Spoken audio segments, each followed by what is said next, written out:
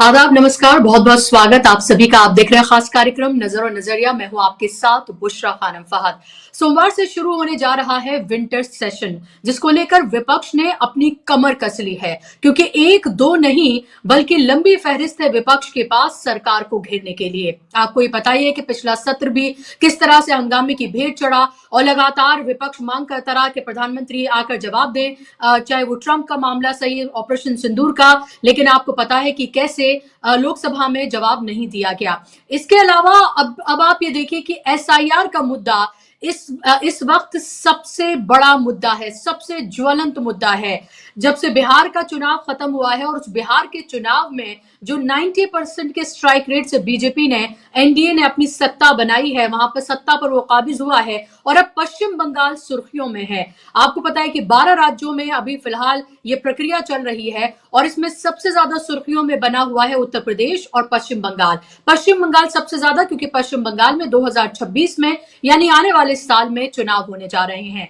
ममता बनर्जी ने तो मोर्चा खोला ही हुआ है और कल ममता बनर्जी की पार्टी के जो सांसद हैं उन्होंने इलेक्शन कमीशन से मुलाकात की और वो भी मुलाकात कैसी रही वो भी आपको सबको पता है, उसके बारे में मैं बताऊंगी। लेकिन ये जो आने वाला विंटर सेशन है ये बहुत हंगामेदार होने जा रहा है और इसको लेकर बीजेपी कहीं ना कहीं खौफ में नजर आ रही है, क्योंकि उनको ये पता है कि एसआईआर एक ऐसा मुद्दा जिस पर तमाम पार्टियां विपक्ष की एकजुट हो गई हैं। यहां तक कि ममता बनर्जी भी विपक्ष के साथ खड़ी हैं, भले ही उनका अपना जाति इसमें मफाद हो या जाति इंटरेस्ट हो, क्योंकि चुनाव है पश्चिम बंगाल में। बिहार में जब ये एसआईआर प्रक्रिया हो रही थी तब वो इस तरह से अग्रेसिव नजर नहीं आ रही थी। जाहिर सी बात है उन्हें भी अपनी कुर्सी की फिक्र है, तो वो बहुत अग्रेसिव नजर आ रही हैं। राहुल गांधी तो आपको पता ही है कि लगातार एक्सपोजे करते हुए नजर आ रहे हैं, लगातार वो चुनाव आयोग को लेकर कटघरे में खड़ा करते हुए नजर आ रहे हैं। उन्होंने ये भी कहा था कि वोट चोरी किसी कीमत पर बर्दाश्त नहीं की जाएगी और ये एक तरह का देशद्रोह है और चुनाव आयोग इससे नहीं बच सकता है। अब मीडिया के हवाले से ये खबरें आ रही हैं कि आने वाला जो विंटर सेशन है, जो सोमवार से जिसकी शुरुआत हो रही है, वहां ज्ञानेश कुमार को लेकर विपक्ष एकजुट होकर एक प्लान बना रहा है और प्लान ये है कि उनके खिलाफ इंपीचमेंट मोशन, महाअभियोग लाया जा सकता है ज्ञानेश कुमार के खिलाफ। अब देखिए, संख्या बल भले ही ना हो, लेकिन इतना संख्या बल है कि वो अगर नोटिस देंगे, नोटिस उनका एक्सेप्ट हो जाएगा और फिर अगर एक्सेप्ट हो गया तो उसको लेकर फिर उस पर चर्चा कराई जाएगी। भले ही जब इसको लेकर वोटिंग हो तो ये महाअभियोग गिर जाए, लेकिन ये प्लानिंग की जा रही है कि आने वाले विंटर सेशन में महाअभियोग लाया जाए ज्ञानेश कुमार के खिलाफ, क्योंकि ज्ञानेश कुमार ऐसा लग रहा है कि उनको इतनी अथक पावर दे दी गई है कि वो सिटीजनशिप भी डिसाइड करेंगे, आप वोटर हैं या नहीं है ये भी वो डिसाइड करेंगे। कोई विपक्ष अगर सवाल पूछेगा तो कितने एरोगेंस से वो जवाब देते हुए नजर आते हैं। कल भी जब टीएमसी के सांसद उनसे मिलने के लिए गए थे तो उसके बाद जब वो बाहर निकल कर आए हैं, जो सवाल उन्होंने पूछे हैं, चाहे वो घुसपैठियों का सवाल हो या फिर दूसरे उनके सवाल हो, बीएलओस की लगातार जो मौत हो रही है उसके सवाल, उनका जो जवाब उनको मिला है, जाहिर सी बात है वो उससे बिल्कुल भी मुतमईन नहीं है। अभी जब मैं आपसे बात कर रही हूं तो दो और बीएलओस के जान जाने की खबर है, एक पश्चिम बंगाल से और एक गुजरात से, यानी कि यह आंकड़ा लगातार बढ़ता हुआ नजर आ रहा है। अखिलेश यादव ने भी इसको लेकर प्रेस कॉन्फ्रेंस की। अखिलेश यादव ने कहा कि जिस तरह से बीएलओस की जान जा रही है, काम का जिस तरह से उनके ऊपर प्रेशर है, उन्होंने तो ये भी कहा है कि सफाई कर्मचारी कि उनको बीएलओ बनाकर इस काम में लगाया जा रहा है, तो कितनी लापरवाही इस पूरे काम में, जहां ये डिसाइड होना है कौन वोटर है नहीं है, जो सबसे महत्वपूर्ण आपका अधिकार है वो तय होना है, उसको लेकर किस तरह की लापरवाही बढ़ती जा रही है। और चुनाव आयोग के हाथ खून से रंगे हैं, जिस तरह से बीएलओज लगातार सुसाइड कर रहे हैं, अखिलेश यादव का कहना है। यही बात महुआ मोइत्रा भी पहले कह चुकी हैं। मैं आपको सुनवाना चाहूंगी कि महुआ मोइत्रा ने क्या कुछ कहा है कल जब वो मिली थी चुनाव आयोग से, जो टीएमसी के सांसद 5 मिले थे, उसके बाद उन्होंने क्या कुछ कहा, सुनिए आप जरा। For waiting, as my senior colleague Derek mentioned, we had a 2-hour meeting. But the main point of the meeting, which we started off with giving them a list of the 39 plus 1, 40 people, of which 18 were BLOs whose deaths have been completely directly linked to the SIR process. We were met with complete surprise on the part of the election commissioner who actually said that these were allegations, and it seemed as though the Election Commission had no idea that these people had died in Bengal, which is to our great surprise, that the DO office in West Bengal seems to have no idea, and certainly the CEC claimed to have no idea of these deaths of the BLOs as a result of SIR process in West Bengal. Then we moved on to the 5 questions. The 5 questions are very relevant. And the first question, as Shatabi said in Bengali, I will mention, is if it is indeed that you are trying to weed out infiltrators, you started off Bihar by saying it's to weed out non-citizens. What was the number of non-citizens that you came out as a result of the SIR process in Bihar? What was that number? You said it was lakhs and lakhs and lakhs. We do not know of even one non-citizen which was documented in the press media or in online media about non-citizens in the state of Bihar. Similarly, in Bengal, if infiltration is the issue, other states such as Tripura and Meghalaya share a border with Bangladesh. If you're talking of Rohingya infiltration, other states apart from Bengal share a common border with Myanmar. Why is SIR not being done there? Most important, in Assam, why is only a special revision being done and not a special intensive revision? It's because Bihar was only the trial and Bengal is the asli picture. The second point is that you keep talking about cleaning up of the electoral rolls, and the ECI says by its own admission that the previous electoral rolls are not trustworthy.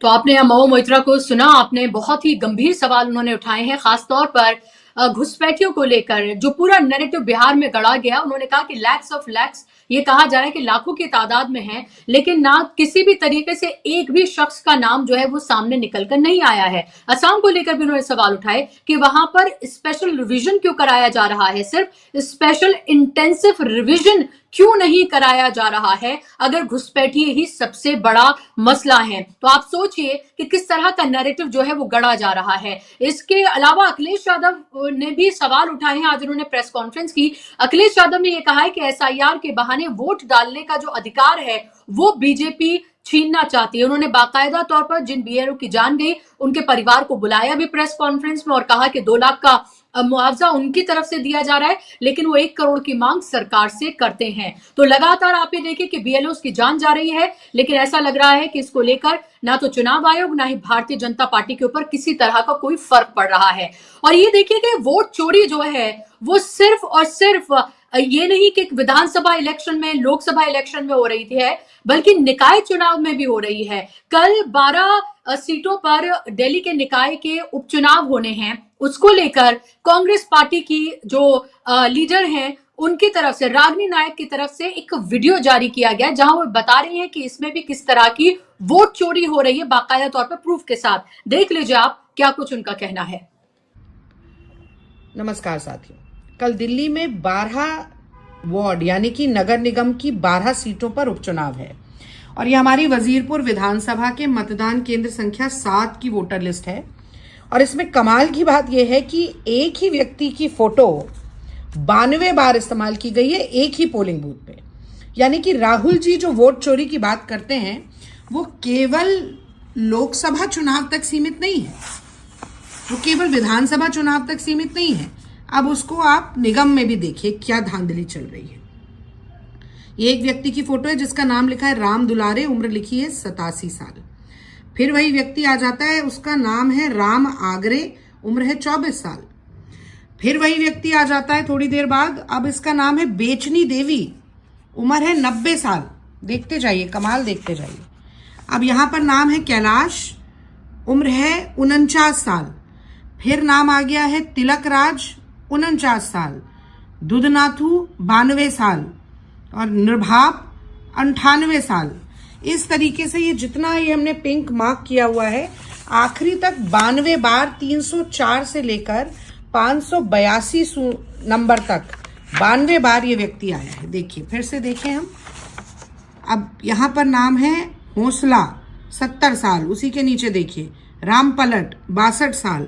फिर देखिए सुरेश चंद, 55 साल। राजेंद्र 48 साल। तो जवान भी है, बूढ़ा भी है, पुरुष भी है, स्त्री भी है। वही आदमी बार बार लिस्ट में आ रहा है। तो आपने देख लिया यहाँ पर कि कैसे बार बार एक ही शख्स जो है वो अलग अलग नाम से वहां पर आ रहा है और उसके प्रूफ वो सामने दिखा रही हैं। और यही तमाम मसला जो है, अभी अगर देश में सबसे बड़ा कोई मसला है तो वो है बीएलओ की जाती हुई जाने और उसके साथ साथ एसआईआर के नाम पर जो वोट चोरी की जा रही है, जो लगातार ठगी की जा रही है। और आने वाला शीतकालीन सत्र किस तरह से हंगामेदार होने जा रहा है, और जो खबरें आ रही हैं कि अगर महाअभियोग लेकर आता है विपक्ष तो किस तरह की मुश्किलें ज्ञानेश कुमार के लिए आने वाले वक्त में खड़ी होने जा रही हैं, आज इसी पर हम चर्चा करेंगे, इसी पर बात करेंगे। मेरे साथ दो खास मेहमान जुड़ गए। स्क्रीन पर आप मेहमानों को ले आइए ताकि चर्चा का हम आगाज करें। और मेरे साथ अरुण दीक्षित जी को देख सकते हैं आप, सीनियर जर्नलिस्ट है, जाना माना चेहरा है। अरुण जी, स्वागत आपका कार्यक्रम में। रविंद्र शिरोन है मेरे साथ, सीनियर जर्नलिस्ट है। रविंद्र जी, आपका भी बहुत स्वागत कार्यक्रम में।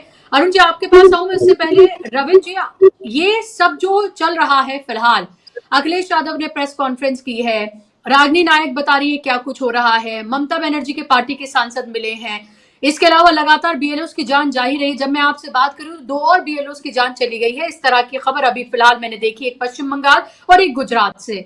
और इस सबके बीच विंटर सेशन शुरू होने जा रहा है सोमवार से। कहा यह जा रहा है मीडिया की खबरों के मुताबिक कि महाअभियोग लाने की प्लानिंग कर रहा है विपक्ष। कैसे देख रहे हैं, किस तरह से देख रहे हैं आप आने वाले विंटर सेशन को, और क्या महाअभियोग से ज्ञानेश कुमार की मुश्किलें कुछ बढ़ेंगी? नंबर नहीं है लेकिन नोटिस तो एक्सेप्ट हो ही सकता है, डिस्कशन तो उस पर हो ही सकता है। जी नमस्कार। बिल्कुल ठीक बात है कि, और देखिए, संसद की कार्यप्रणाली जो हमारे हिंदुस्तान की है ना, वो हमको समझने की जरूरत है। हर मोशन जो लेके आया जाता है वो जीतने के लिए नहीं लाया जाता। जो हर मोशन हम लोग लेके आते हैं सदन के भीतर, ये तो सबको ही पता है कि नंबर्स नहीं है, लेकिन फिर भी ओपोजिशन हमेशा कोशिश करता है। ये तो सबको पता था आज के पहले भी कि ओपोजिशन के पास नंबर्स नहीं है, तो भी नेहरू से लेके मोदी तक सबके खिलाफ अविश्वास प्रस्ताव आया, इसी पार्लियामेंट में आया। सबको पता था गिर जाएगा। सबको पता था कि तेलुगु देशम पार्टी के पास तो सांसद नहीं है, लेकिन तो भी उन्होंने मोदी सरकार के खिलाफ 2014 से 19 के बीच जब सरकार चल रही थी तब वो लोग अविश्वास प्रस्ताव लेके आए। तो ये महाभियोग का प्रस्ताव, या ये देखिए, और इसी मोदी सरकार के खिलाफ कांग्रेस पार्टी पिछली बार जब 55 सीटें थी तब वो लोग प्रस्ताव लेके आने के लिए मजबूर हुए, क्योंकि मोदी सरकार किसी भी तरीके से बात करने को तैयार नहीं थी मणिपुर के मुद्दे पर। तब उन्होंने अविश्वास प्रस्ताव लाए और मणिपुर के मुद्दे पर लंबी चौड़ी बात करने के लिए सरकार को मजबूर किया। तो हर बार ये जो टूल्स हैं पार्लियामेंट के भीतर, इनका उपयोग अपनी आवाज रखने के लिए, अपनी बात रखने के लिए भी किया जाता है। अगर महाभियोग प्रस्ताव लेके आया जाएगा तो उसके ऊपर बहस होगी, और बहस में वो सारे बिंदु रिकॉर्ड पे आएंगे जिन बिंदुओं पर आज सरकार के बाहर या सदन के बाहर चर्चा की जा रही है। और आज जो बातें कही जा रही हैं कि भाई संसद में तो डिस्कस कर ही नहीं सकते हैं, ये भी तो कह रहे हैं ना, सरकार की तरफ से कहा जाता है कि इलेक्शन कमीशन पे चर्चा ही नहीं होती। अब देखिए, उसी सरकार के उसी पार्लियामेंट हाउस में केवल चर्चा करना एक आइटम नहीं है ना, उसके अलावा भी तो बहुत सारे काम होते हैं संसद के भीतर। जब क्वेश्चन आंसर पूछे जाते हैं, स्टार्ट भी पूछे जाते हैं, अनस्टार्ट भी पूछे जाते हैं इलेक्शन कमीशन के बारे में, तो उसका जवाब दिया जाता है। उसके बाद ये क्वेश्चन आवर में फिर आता है जीरो आवर में सरकार से उस मुद्दों पर भी प्रश्न पूछे जाते हैं, इश्यूज रेज किया जाते हैं जो कि इलेक्शन कमीशन से जुड़े हैं। जब उन तमाम चीजें भी तो सदन का हिस्सा है, जब वो चीजें की जा सकती हैं तो सदन के भीतर चर्चा क्यों नहीं हो सकती है? और उसके ऊपर भी अगर सदन के भीतर चर्चा नहीं हो सकती है तो स्टैंडिंग कमेटी ऑफ पार्लियामेंट 24 बनी हुई हैं। उनका काम यही है कि जिन मुद्दों पर सदन के भीतर बहस नहीं कर सकते उनके ऊपर कॉन्फिडेंशियलिटी के साथ हम लोग सदन के बाहर बहस करें, और वो भी उसमें भी सब पार्टीज का रिप्रेजेंटेशन होता है। और ये तमाम चीजें संसद के भीतर प्रणाली जो बनी है उसका काम यही है कि हम लोग ज्यादा से ज्यादा पारदर्शिता लेके आए। अब ऑटोनोमस तो बॉडीज लोग, अपना सुप्रीम कोर्ट भी है, जुडिशरी पूरी ऑटोनोमस है, हमारा यूपीएससी भी ऑटोनोमस है, हमारा इलेक्शन कमीशन भी है, सीएजी है। हम लोग उन पर चर्चा नहीं करते क्या संसद में? उनको बजट कैसे जाता है? उनका बजटरी प्रोग्राम, एक एडमिनिस्ट्रेटिव मिनिस्ट्री होती है, वो उनको बजट एलोकेट करती है, उनके बजट पर ध्यान रखती है, सरकार के साथ ताल्लुकात कैसे स्थापित होता है। तो ये बातें कहना बिल्कुल गलत है कि सरकार के साथ सदन में बात नहीं हो सकती। ये लेकिन ऑपोजिशन के पास अब और कोई रास्ता नहीं बचा है महाभियोग के अलावा कि वो लोग सरकार को किस तरीके से दबाव बना पाए कि उस मुद्दे पर चर्चा की जाए।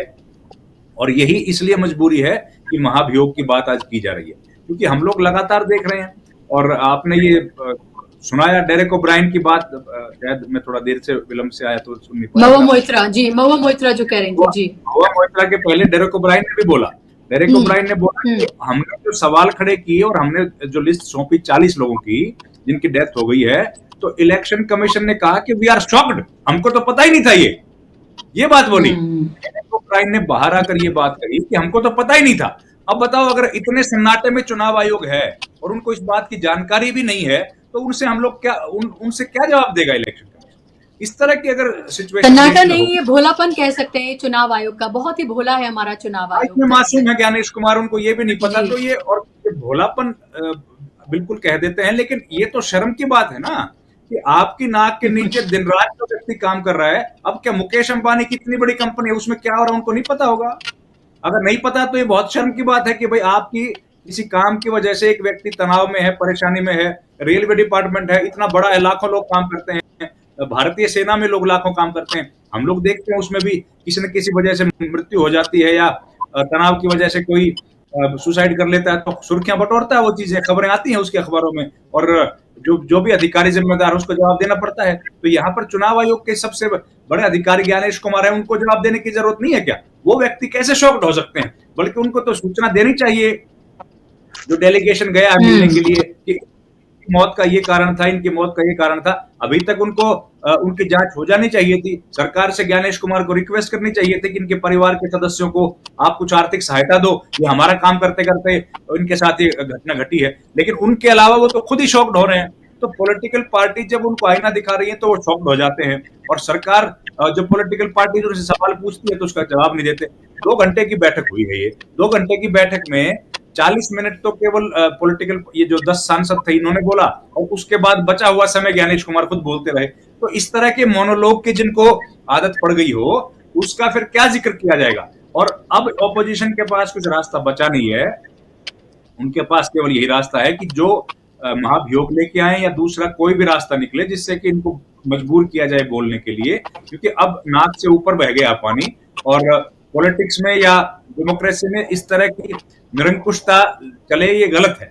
तो ओपोजिशन पार्टी जो करेगी, और देखिए ये सेशन तो बड़ा महत्वपूर्ण होने वाला है। इस सेशन में पहली बार ऐसे वाइस प्रेसिडेंट ऑफ इंडिया सभापति साहब आएंगे जिन्होंने जय हिंद पे भी तकलीफ हो रही है, जिनको अभी तो आए भी नहीं है सदन में, एक दिन बैठे नहीं है, पहली बार बैठेंगे। उसके पहले जय हिंद और वंदे मातरम पर दिक्कतें होने लग गई उनको। तो ये तो सेशन बड़ा इंपॉर्टेंट है। और इसी सत्र में आएगा बुशरा जी, वन नेशन वन इलेक्शन वाला जो ज्वाइंट कमेटी की रिपोर्ट है, वो रिपोर्ट भी आने वाली है इसी सत्र में। और इसी सत्र में मुझे लगता है कम से कम उन लोगों को भी सवालों के जवाब मिलेंगे जो जानना चाह रहे हैं कि लाल किले की घटना के पीछे कौन लोग हैं, उनमें से कितने लोग पकड़े गए, वो भी शायद इसी सत्र में हम लोगों को देखने को मिलेगा।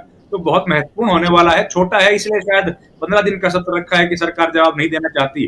शुरुआत के दिनों में तो सरकार कोशिश करेगी कि जल्दी जल्दी एडजन हो, हाउस ना चले, जो हम लोग परिपाटी कई दिन से देख रहे हैं, और आखिरी दिनों में देखते हैं फिर क्या होगा। लेकिन बड़ा इंपॉर्टेंट सेशन है और बड़ा इंपॉर्टेंट इशू आपने रेज किया है।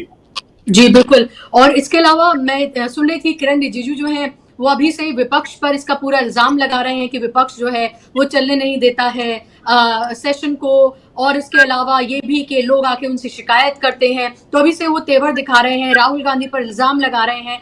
आप ये सोचिए कि विपक्ष का काम क्या है? विपक्ष का काम है जनता के सवाल पूछना। अगर आप उसका जवाब नहीं दे रहे हैं, आप अपने ढर्रे पे काम करते चले जा रहे हैं, तो जाहिर सी बात है उन्हें शोर शराबा करना ही पड़ेगा।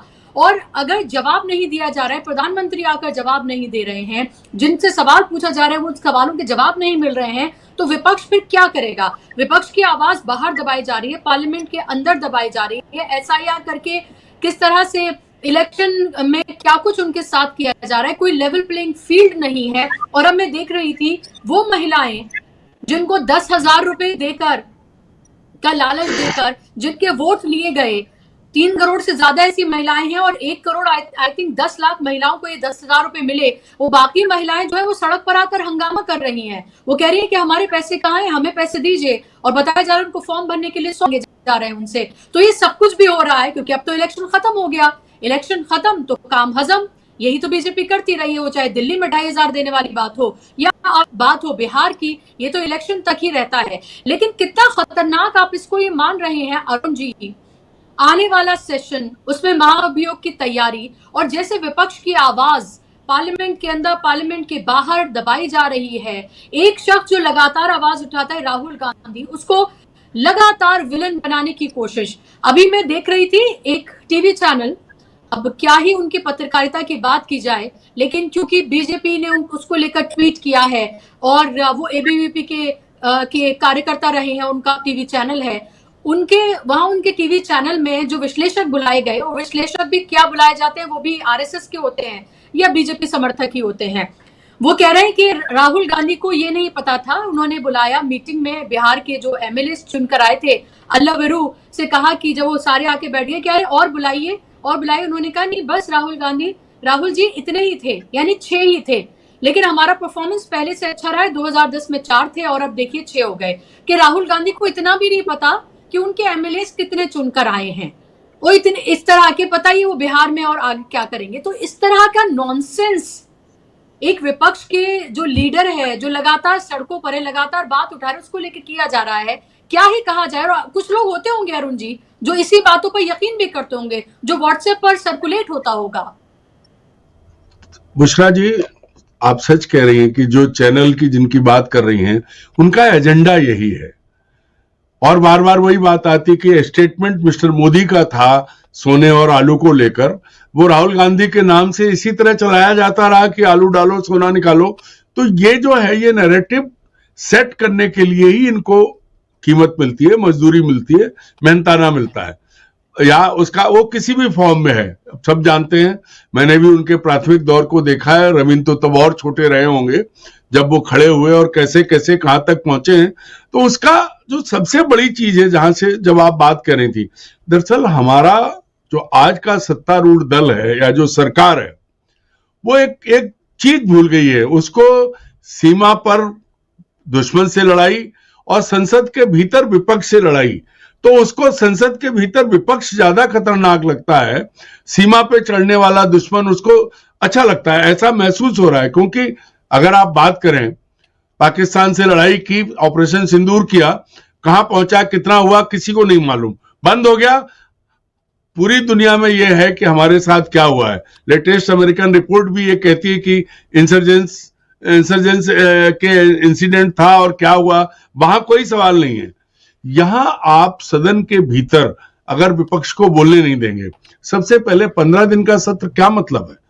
देखिए, सदन में भले ही 540 की संख्या इनके पास 400 हो जाए या 500 हो जाए, लेकिन जो 40 विपक्ष के हैं वो पूरे भारत की उस जनता का प्रतिनिधित्व करते हैं जिसकी आवाज उठाई जानी है। तो वो 40 लोग संख्या में भले ही कम हो, लेकिन उनके जो मुद्दे हैं, अब सबसे पहले एसआईआर की बात कर लीजिए। 12 राज्य सही, लेकिन पूरी देश की जनता इसमें आने वाली है, लोग मर रहे हैं। उसके बाद जो अभी रविंद्र कह रहे थे कि उनको पता नहीं है, दरअसल चुनाव आयोग को नरेंद्र मोदी जी ने महात्मा गांधी से प्रेरणा लेके उनका 3 बंदरों में तब्दील कर दिया है।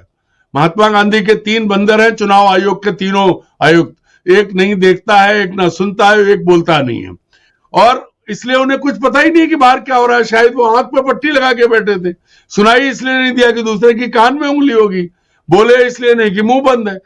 समस्या, आपने इतना सिस्टम को कमजोर कर दिया है। कोई दोष नहीं है अगर चुनाव आयुक्त लालच में, हर कोई कहीं से कहीं चला जाता है या दबाव में जाता है। अब वो दबाव में है या लालच में है तो वही बताएंगे, लेकिन वो ये भूल जाते हैं कि वो 140 या 150 करोड़ लोगों की उम्मीद है। चुनाव आयोग भारत का वो संस्थान है जिससे ये उम्मीद की जाती थी कि वो सही फैसला करवाएगा, जिसके साथ जनता है उसको मैंडेट देगा। लेकिन अब क्या हुआ है, अब आपने देखा, बिहार की बात हो या पहले जहां हुआ है वो बात है, और जो उस लड़की ने दिखाया है दिल्ली में कि वोट पे एक ही तस्वीर लगी हुई है। अब क्या कहेंगे आप, ये काम चुनाव आयोग ने किया है, हमने आपने नहीं किया है, उन्हीं के बीएलओ हैं, उन्हीं के वो सब हैं।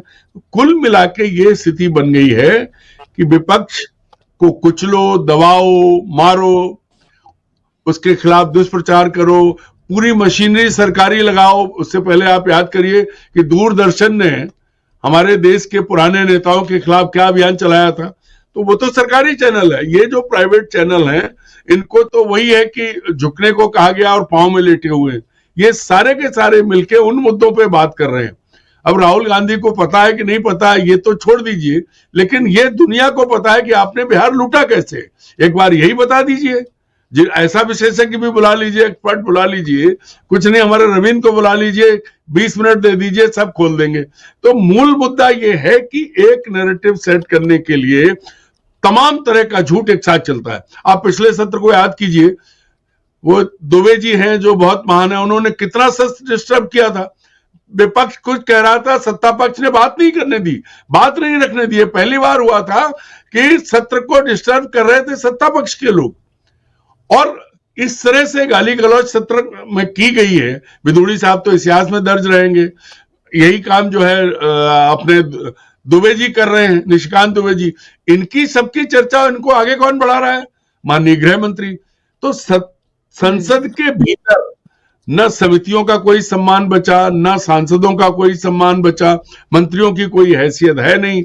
और माननीय लोकसभा अध्यक्ष, माननीय राज्यसभा के सभापति, इनकी क्या भूमिका रही है हमने सबने देखा है। अगर आप पिछला याद करें, जैसे अचानक धनखड़ साहब जो है सुबह ठीक थे, रात को बीमार हो गए और गए भी नहीं बेचारे, उनका इस्तीफा हो गया। तो जब सब चीजों पर नियंत्रण पूरा जो है सरकार का है, चाहे वो संसद हो, कहने को लोकसभा अध्यक्ष मुखिया होता है, कुछ भी कर सकते हैं, लेकिन नहीं हुआ। आप देखिए, आपने किसी ने भी अगर कोई साइकोलॉजिस्ट बैठा हो, बॉडी लैंग्वेज देखिए लोकसभा अध्यक्ष की। तो ये जो चीज आई है कि भाई 2 लोगों के हुक्म पर हर संस्थान चलेगा, अभी तक ये उम्मीद थी थोड़ी बहुत सुप्रीम कोर्ट से, वो भी खत्म हो गई। अरुण जी, तो ये जो राज्यसभा के जो स्पीकर साहब अब नए होंगे, जो वाइस प्रेसिडेंट हैं, पहली बार उनके ये सेशन होने जा रहा है। धनखड़ जी से खुश नहीं थे, चाहे वो बिल्कुल ही पैरों में गिर गए थे, वो तो कभी सीधे खड़े भी नहीं होते थे और अभी तक भी नहीं खड़े हो पाए हैं वो तो सीधा। तो उनको हटा दिया गया आनन फानन में, और सब कुछ जो किया गया हमारे सामने है। तो इसका मतलब तो ये है कि वो जो लेक्चरिंग करते थे, बोलने नहीं देते थे, लगातार मल्लिकार्जुन खड़गे शिकायत करते रहते थे, ये वाले साहब तो मुझे लग रहा है ये और ज्यादा इन्हें अपना प्रूव करना पड़ेगा, अपनी लॉयल्टी और ज्यादा प्रूव करनी पड़ेगी, क्योंकि पैरामीटर तो सेट करके चले गए हैं धनखड़ साहब। इससे आगे भी सोचिए बुशरा जी, कि जब प्रधानमंत्री कहने गए थे कि हम फिर से बहुमत प्राप्त कर लिए, हालांकि परंपराओं के हिसाब से नहीं, तब राष्ट्रपति महोदया दही चीनी लिए खड़ी थी। कहां गया था डेकोरम हमारा? हमारी परंपराएं तो खत्म हो गई हैं। और इनको बता दिया जाता है, किसी एक पद का लेकर के मैं अवमानना का दोषी नहीं बनना चाहता, लेकिन जो बड़े पद हैं उनको सबको पहले बता दिया जाता है कि आप इसके योग्य नहीं हो, लेकिन हम आपको ले चल रहे हैं, आपको करना वही है जो हम चाहते हैं। और वो डर बना रहता है। इससे पहले के राष्ट्रपति जी की भूमिका देखिए आप, तो सबने देखा है, प्रमाण है। मूल बात यह है कि कहां जाएं, चाहे संसद हो, चाहे सुप्रीम कोर्ट हो, चाहे और वो संस्थाएं हो जिनसे ये उम्मीद की जाती थी। चुनाव आयोग तो बिल्कुल सबसे नीचे गिरा है। इसके लिए अब विपक्ष की मान लीजिए ठीक है, आपने वोट चोरी कर लिया, लूट लिया, अब प्रमाण है, इसकी कोई वो नहीं। इसके बाद जो 4 लोग, 6 लोग, 10 लोग, 50 लोग जो हैं, उनकी बात तो आने दो। आपका मीडिया वैसे ही नहीं, भाई सामने छपने नहीं देते हैं आप, उनको वैसे नहीं आने देते, तो उनको बोलने तो दो। अब उनके बोलने से क्यों डरते हो? क्यों डर की वजह क्या है? क्योंकि आप गलत हो। अब सबको मालूम है कि बहुमत नहीं है, महाअभियोग अगर आएगा तो गिरेगा, लेकिन वो बात तो आएगी सामने। ये तो नहीं होगा कि विपक्ष बोला नहीं, SIR में लोग मर रहे हैं, ये बात तो नहीं होगी कि विपक्ष ने आवाज नहीं उठाई। और जिस तरह बिहार लूटा गया है या वोट चोरी हो रही है, ये तो नहीं है इतिहास में लिखा जाएगा कि वोट चोरी का प्रमाण सामने विपक्ष नहीं लाया, क्योंकि अब हर चीज की जिम्मेदारी हमने डाल दी है विपक्ष पे। विपक्ष ऐसा नहीं करता, विपक्ष ये नहीं होने देता, विपक्ष यहां नहीं बोलता। विपक्ष बोले कहां? आप देखिए, जम्मू कश्मीर में चूंकि पुलिस किसी और पे है, एक अच्छे वाले जर्नलिस्ट का मकान तोड़ डाला, मुख्यमंत्री दुखी हो रहे हैं, लेकिन क्या करोगे आप? कौन बोलेगा?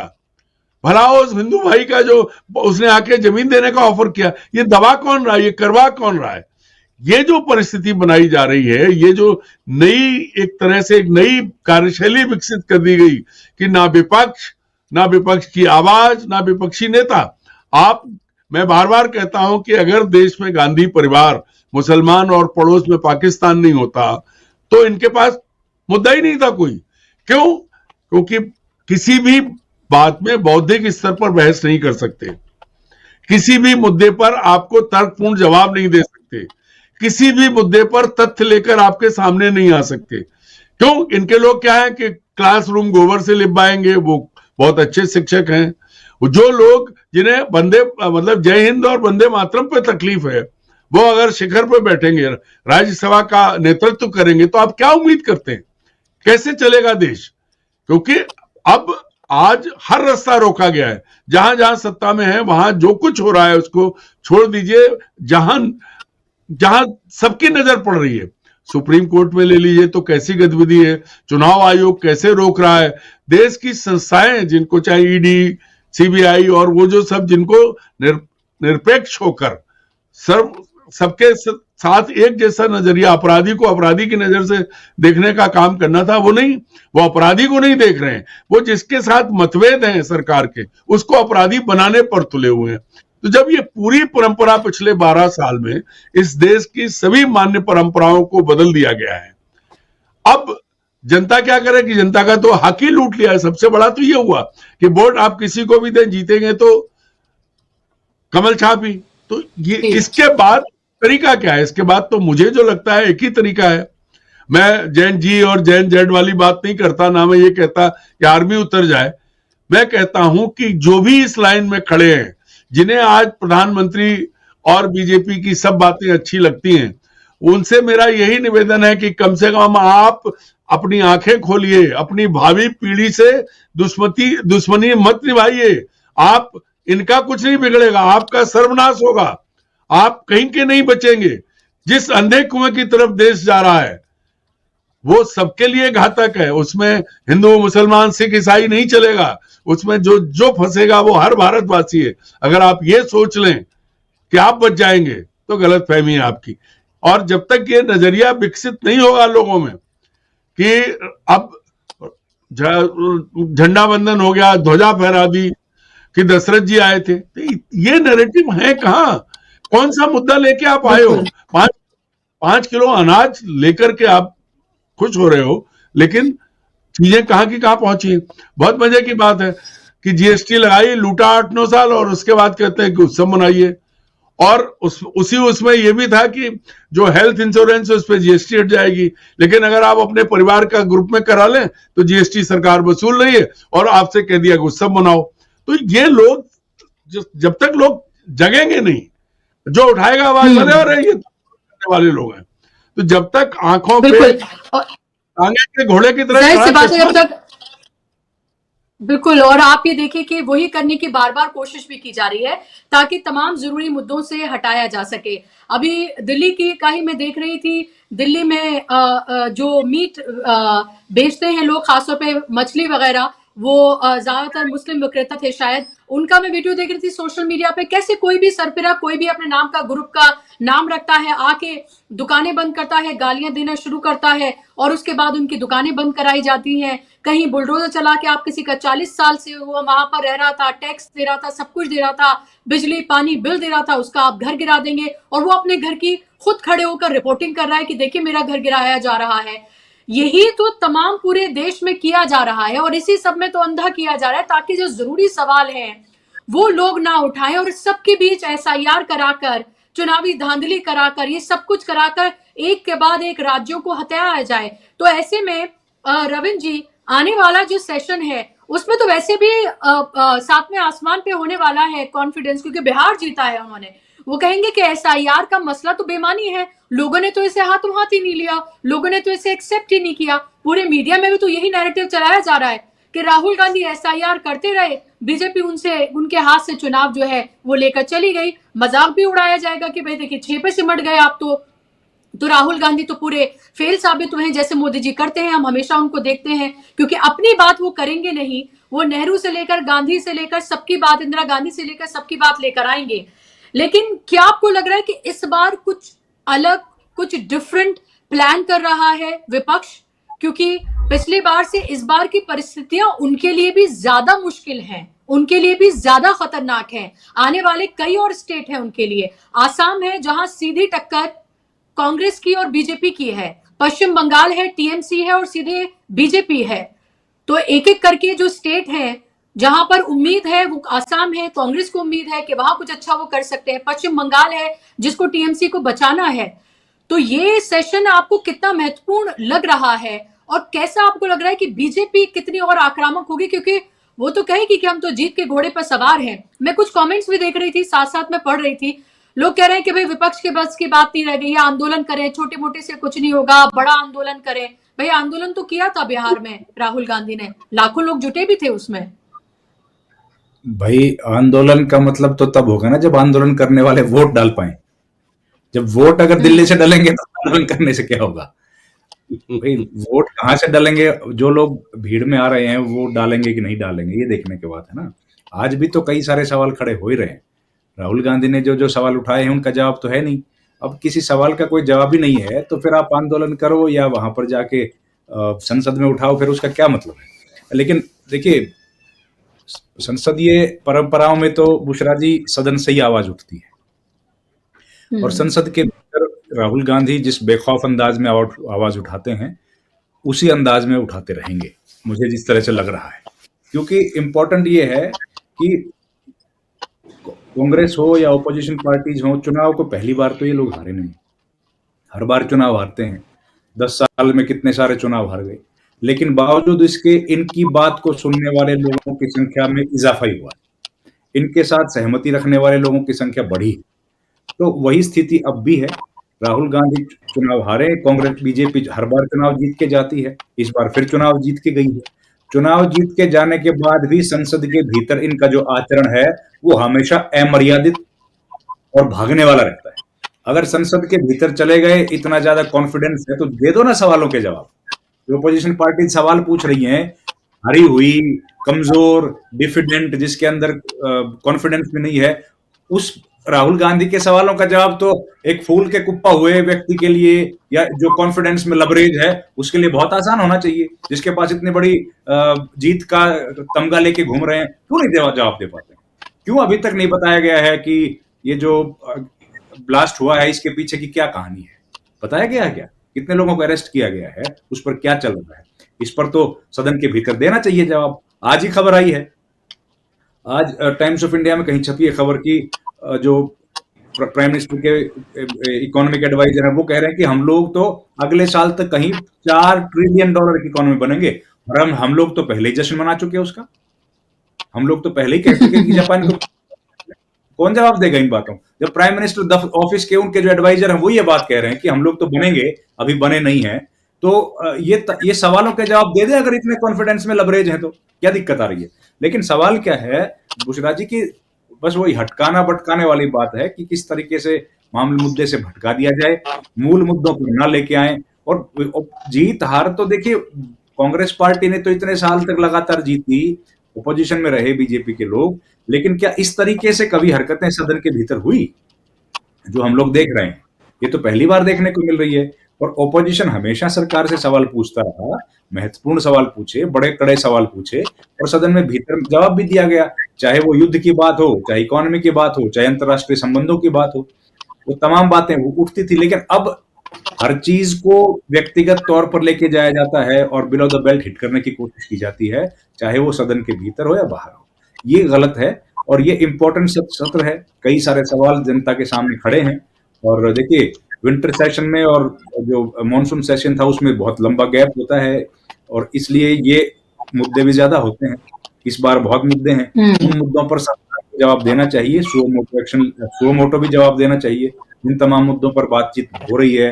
और सदन में काम, देखिए, जो बिल पास करना तो एक काम है, लेकिन मुख्य तौर पर तो ओपोजिशन बिल पास करना तो सरकारी काम होता है, आप जानते हैं। ओपोजिशन का काम तो सवाल पूछना ही है ना। और सवाल पूछने का क्या है? अब देखिए, स्टार्ट क्वेश्चन वाला तो समय रहा नहीं, उसमें तो ओपोजिशन हो या कोई भी वो तो पहला सेशन तो चलता नहीं है। 12 बजे तक एडजन हो जाती है, उसके बाद जो 0 आवर है वो टेबल पे ले डाउन करा लेते हैं। तो 1 बजे तक तो हाउस की कार्रवाई चलती नहीं है। 2 बजे के बाद जब सरकार को अपना काम कराना होता है तो सरकार चला लेते हैं, और एडजन कराने की जरूरत पड़ती है तो सरकार एडजन करा लेती है। लेकिन सरकार एडजन कराती है, ये बात भी पहली बार इसी सरकार में हमने देखी। इसके पहले तो सरकारें कोशिश करती थी सदन चलाने की, और जिम्मेदारी भी सरकार की होती है सदन चलाने की, और इसी के लिए पार्लियामेंट्री अफेयर्स मिनिस्ट्री का और काम क्या है? जो पार्लियामेंट्री अफेयर्स मिनिस्ट्री है उसका काम इतना ही तो है, और उसके 2-2 मंत्री बनते हैं साथ में, कि भाई एक राज्यसभा संभालेगा, एक लोकसभा संभालेगा और कोऑर्डिनेट करेगा। उसका तो काम ही फ्लोर मैनेजमेंट का है। उसका काम क्या है?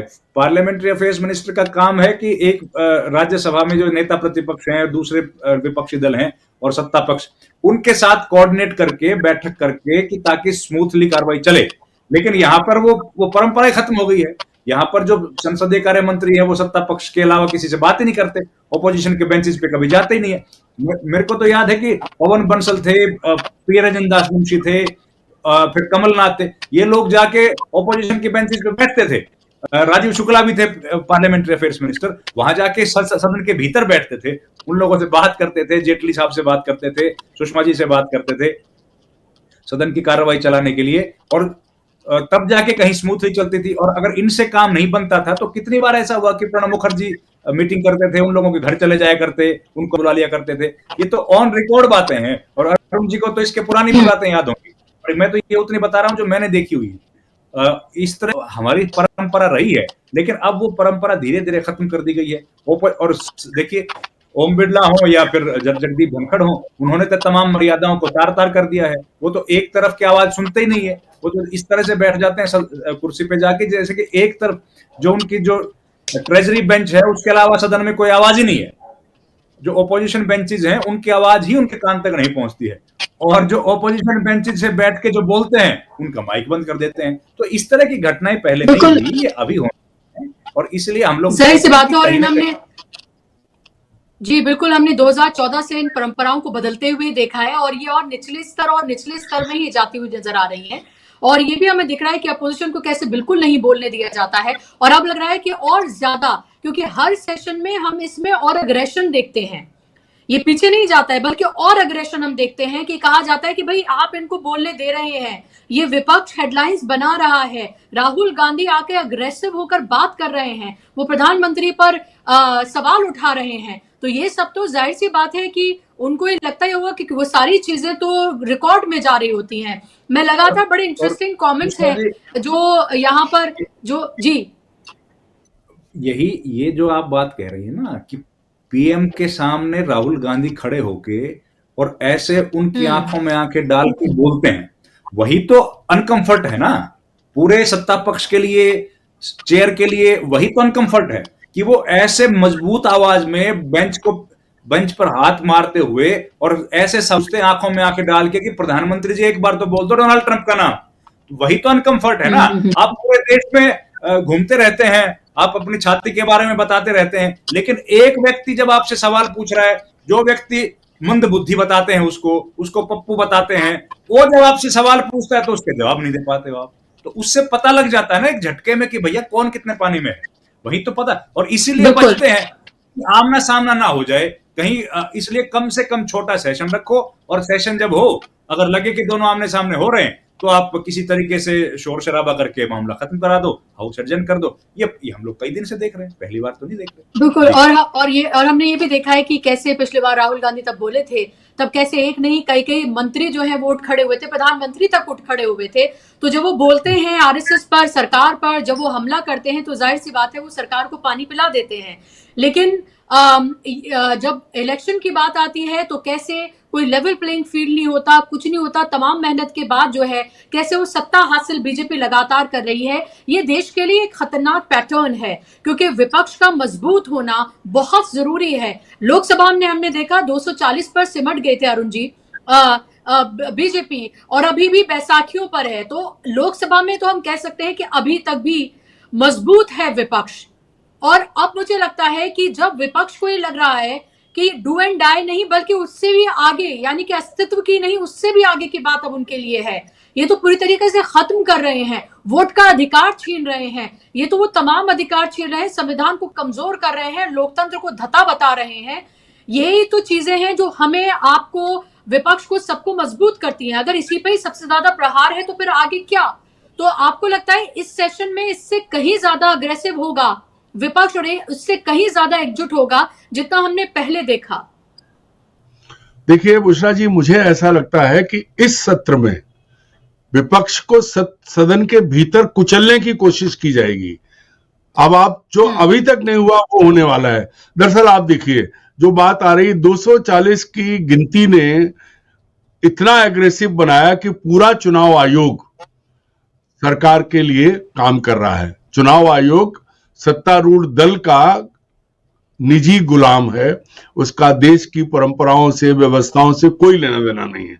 जब विपक्ष के सांसद जाते हैं और तब वो कहता है कि उसे मालूम नहीं कि बीएलओ मर रहे हैं, तो वो चुनाव आयोग, उस चुनाव आयोग को मैंडेट ये है कि तुमको किसी भी कीमत पर, पहले ईवीएम पर सवाल होता था, अब चुनाव आयोग ने ऐसी व्यवस्था कर ली है कि आप उसका क्या करोगे। तो चुनाव आयोग को दबाना, चुनाव आयोग के जरिए विपक्ष को दबाना और खत्म करना, ये तो है। इसके अलावा कहीं भी किसी भी स्तर पर वॉइस ऑफ डिसेंट नहीं होना चाहिए, इसकी तैयारी नरेंद्र मोदी जी ने कर ली है। देखिए, विधानसभाएं, लोकसभा को बंद तो नहीं कर सकते, फिर सत्ता खत्म हो जाएगी, लेकिन राज्यों में देखिए जहां जहां बीजेपी का शासन है वहां विधानसभाएं कितने दिन चल रही हैं। मध्य प्रदेश में इस बार 4 दिन का सत्र है। ऐसे ही पूरे उसमें हो रहा है कि कहीं नहीं, लोकसभा का 15 दिन का सत्र, उसका कोई मतलब नहीं है। और इसमें जिस दिन विपक्ष हमलावर होगा, मुद्दा उठाएगा, उस दिन सदन में, सदन के आसंदी पे बैठे लोग, चेयर पे बैठे लोग, आप सब देखते रहना कि वही एक कोशिश करेंगे कि सत्र स्थगित हो जाए। एक भी शब्द रिकॉर्ड पर नरेंद्र मोदी और बीजेपी सरकार के खिलाफ या मोदी सरकार के खिलाफ नहीं आना चाहिए, रिकॉर्ड में नहीं जाना चाहिए। ये कोशिश का, ये तैयारी है। आप लोकसभा अध्यक्ष की भाषा देख लीजिए, अंग्रेजी का शब्द है बॉडी लैंग्वेज। अभी रविंद्र कह रहे थे, एक तरफ से तो मैं कहता हूं ना कि वो गांधी जी के बंदर बना देते हैं, इधर वाला कान बंद रखो, इधर वाली आंख बंद रखो, और कुछ नहीं है। जिस तरह की भाषा, राहुल ने कहा भी था कि जब प्रधानमंत्री आते हैं तो आप 90 डिग्री के एंगल पे झुक जाते हैं, अध्यक्ष जी ये ठीक नहीं है। इतना सब विपक्ष ने कहा है, इतनी चीजें सामने आई हैं, उसके बाद भी शर्म फिर भी हमें नहीं आती, उसका क्या करोगे आप? यही सबसे बड़ी समस्या है कि कमजोर और छोटे लोग बड़ी कुर्सियों पर बैठे हैं, जिनसे ये देश उम्मीद करता था। उनके पास वो पद हैं, जिन पदों को बोलना चाहिए था, जिन कुर्सियों को बोलना चाहिए था, उन पर वो लोग बैठा दिए गए कि जिन्हें समझ ही नहीं आ रहा है। अन्यथा देश में इतनी बड़ी समस्या, उसमें आपके राष्ट्रपति की कोई तो थोड़ी भूमिका बनती है, लेकिन नहीं, कोई बात कभी नहीं आई। जिस तरह बिहार में लूट हुई, कभी कोई तकलीफ नहीं आई, लेकिन बंगाल में एक लड़की के साथ बलात्कार हुआ था, तब राष्ट्रपति महोदया को तकलीफ हुई थी। लेकिन दूसरी जगह वही उससे ज्यादा बुरी इंसिडेंट हुई, तब उन्हें नहीं दिखाई पड़ी। तो कुल मिला के एक व्यक्ति ने सारी संस्थाओं को, चाहे वो शीर्ष संस्थाएं हो, राष्ट्रपति भवन हो, चुनाव आयोग हो, सुप्रीम कोर्ट हो, या और वो संस्थाएं हो जिनसे ये उम्मीद की जाती है कि वो देश के लिए है, व्यक्ति या किसी दल के लिए नहीं है, उन सबको खत्म कर दिया गया है। ऐसे में आप, विपक्ष अब क्या करेगा? विपक्ष जो कुछ है, विपक्ष की ताकत पूरी खत्म कर दी गई है। पहले खरीद लिया गया, तोड़ दिया गया, पीट दिया गया, जेलों में डाल दिया गया। इसके बाद भी जो बोल रहे हैं, अब उनके लिए क्या तरीका आने वाला है? उनके लिए जो इस सत्र में तरीका आएगा कि उनको मुंह खोलने ही ना दिया जाए।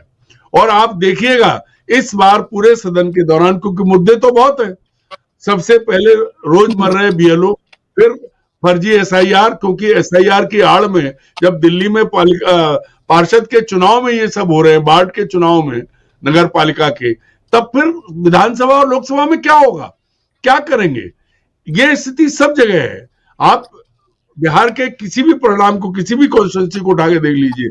इसके अलावा देखिए, हर तरह से कोशिश ये है कि जो मैंडेट पब्लिक देना चाहती है, पहले तो चलिए ईवीएम, अब तो लोग कह के वोट डाला और वोट नहीं मिला। और अगर आंकड़े भी देखें तो आरजेडी को वोट ज्यादा मिला, सीट कम मिली। ये इस सब के पीछे अगर आप व्याख्या करेंगे तो उसका मौका तो है नहीं, क्योंकि अब ज्ञानेश कुमार जी वो सारा रिकॉर्ड उड़ा देंगे और कह देंगे कि हमारे पास कुछ नहीं है। तो सब संस्थाओं को तायीद किया गया है कि आप जो इस देश के रीढ़ थे, बेसिक मुद्दे थे कि नैतिकता रखनी है, विपक्ष का सम्मान करना है, विपक्ष भले ही दो लोग हों लेकिन उन्हें पूरी इज्जत मिलनी है, वो दुश्मन नहीं है, हिंदुस्तान पाकिस्तान नहीं है। लेकिन नरेंद्र मोदी ने विपक्ष को पाकिस्तान की श्रेणी में रख दिया है। पर दुर्भाग्य की बात यह है कि पाकिस्तान पर तो मुंह बंद हो जाता है, विपक्ष को गाली देने के लिए किसी सीमा तक चले जाएंगे। तो इन सब के बीच कौन, किससे उम्मीद करो आप? आज सबसे बड़ा सवाल यह है कि संस्था बोलेगी। अब उम्मीद यही है कि वो लोग जिनको लूटा जा रहा है, लुट कौन रहा है? मूल रूप से एक आम आदमी लुट रहा है। वो जब तक हिंदू मुसलमान राम और अल्लाह में उलझा हुआ है और वो अपना हित भूल रहा है, उनके बच्चों की कौन सी पढ़ाई की चीजें, कितनी महंगी मेडिकल एजुकेशन हुई, कितनी महंगाई जो है शिक्षा के क्षेत्र में कितनी गिरावट आई है और कितनी महंगी हुई है। कांग्रेस के शासन में आईआईटी और उनकी फीस देखिए, इनके में देख लीजिए 12 साल में कहां से कहां पहुंचा है। एमबीबीएस की जो अब सरकारी फीस है इतनी बढ़ गई है कि उस पर कहीं कोई सवाल ना उठे, इसलिए कांग्रेस को गाली देते रहो, नेहरू जी को गाली देते रहो। यहां हर चीज आप जिन मुद्दों पर आपसे सवाल हो सकता है, उसके लिए किसी ने नहीं कहा कि जब भाई दिल्ली में बम फट गया आप वहां बैठ के बिहार के चुनाव लूटने की कोशिश कर रहे थे, नहीं, उसमें फटाक से दूसरे लोगों को पकड़ लिया। हर संस्था उनके कब्जे में है और अब एक ही तरीका है कि विपक्ष को किसी भी कीमत पे, भाई सदन के अंदर तो गोली नहीं चलवाएंगे, हालांकि पिछली बार तो सीआरपीएफ बुला ली थी सदन के अंदर, गृह मंत्री को शायद चिंता आई थी कि वो सुरक्षा का प्रॉब्लम है। तो अब विपक्ष के पास एक ही तरीका है कि वो निकाल के फेंके, कुछ भी करे, वो सदन के भीतर अपनी बात रखता रहे और सदन स्थगित हो जाए, उसके बाद भी विपक्ष अंदर रह के बात करे, कोई नहीं देखेगा, लेकिन वो इमारत तो सुनेगी। उसमें जो बड़े बड़े नेता बैठे हैं हमारे देश के, उनके कानों तक आवाज जाएगी, उन्हें लगेगा कि शायद विपक्ष अभी जिंदा है। अन्यथा अगर आप नैतिकता की उम्मीद करें इस सरकार से, सच्चाई की उम्मीद करें सरकार से, ईमानदारी की उम्मीद करें इस सरकार से, तो आप गलतफहमी में, वो अब नहीं मिलने वाली। बिल्कुल, और मुझे लगता है कि विपक्ष भी इस तरह की किसी खुशफहमी का शिकार नहीं है। बिल्कुल, और मुझे लग रहा है इसीलिए जी नहीं, मैं एक बात कर रहा हूँ, ये सरकार सिर्फ और सिर्फ ताकत से रहती है। जिस दिन लोग इकट्ठे हो जाएंगे, जिस दिन लोग सड़क पर उतर जाएंगे, उस दिन ये सत्ता छोड़ के भाग जाएंगे। इतने डरपोक हैं ये। जब तक ये बंदर घुड़की को लिए हुए हैं तभी तक चल रहा है। जिस दिन पलट के लोगों ने जवाब देना शुरू किया, क्योंकि फौज भी इसी देश की है, जो इनकी सिक्योरिटी में लगे वो भी है। अब सबको एकजुट होना पड़ेगा, कोई जैन जेड नहीं, टोटल पब्लिक को सामने खड़ा होना पड़ेगा, तब जाके इनको लगेगा कि ये देश हमारा गुलाम नहीं है। वरना वो गोरे अंग्रेज थे, ये काले अंग्रेज हैं। इन्हें अंग्रेजी नहीं आती, लेकिन अंग्रेजी आ रहे हैं।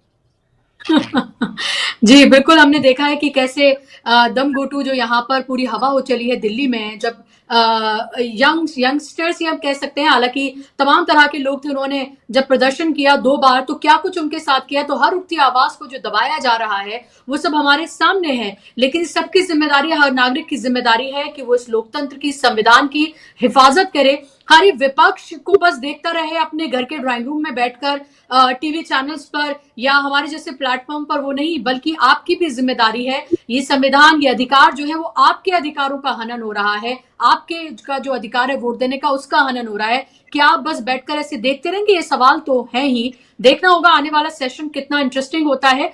सोमवार से इसकी शुरुआत होने जा रही है। बहुत बहुत शुक्रिया आप दोनों मेहमानों का, अरुण जी आपका, रविंद्र जी आपका, कार्यक्रम का हिस्सा बनने के लिए, समय देने के लिए बहुत बहुत धन्यवाद। शुक्रिया आप तमाम दर्शकों का भी। नमस्कार।